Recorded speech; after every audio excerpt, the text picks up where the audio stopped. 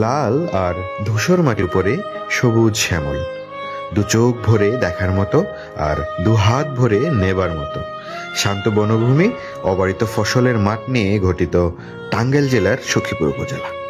1983 সালে উপজেলা হিসাবে প্রতিষ্ঠিত, 429 বর্গ কিলোমিটার ও 132টি গ্রামের সখীপুর উপজেলা টাঙ্গাইল জেলার 12টি উপজেলার মধ্যে অন্যতম।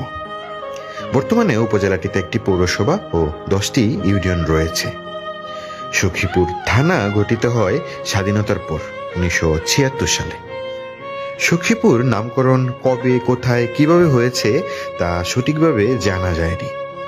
তবে আকুল মণ্ডল নামে একজন রাজবংশী তার দলবল নিয়ে বর্তমান সখীপুর উপজেলা পুকুর পাড়ে বসতি স্থাপন করেছিলেন। এই আকুল মণ্ডলের মেয়ের নাম ছিল সখী, যে দেখতে খুবই সুন্দরী ছিল। অনেকেই মনে করেন এই অনিন্য সুন্দরী সখীর নামে এই এলাকার নাম হয়েছে সখীপুর।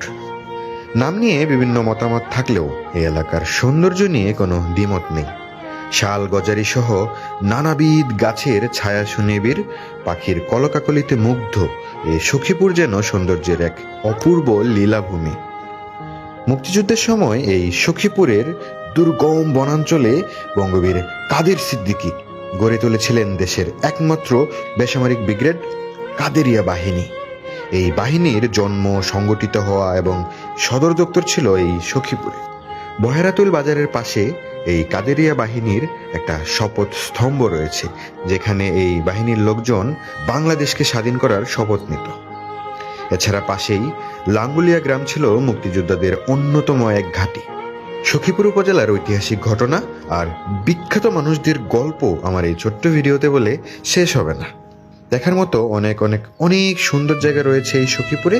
তার মধ্যে নলোয়ায় বিমান বাহিনীর পাহাড়, কাঞ্চনপুর ঘাটি, কোকিলাপাবরে এই মুক্তিযোদ্ধাদের স্মৃতিতে নির্মিত স্মৃতিসৌধ ও বিজ্ঞানাগার, হাতিবান্ধা তালিমঘর, নকিল বিল, পলাশতলী বিলে বর্ষাকালীন বিনোদন কেন্দ্র, কালিদাস পণ্ডিত পুকুর, বেলতলি বন, কালিদাস বাজারের 100 বছরের পুরনো বটবৃক্ষ, কান্তারপল্লী সহ আরও অনেক জায়গা।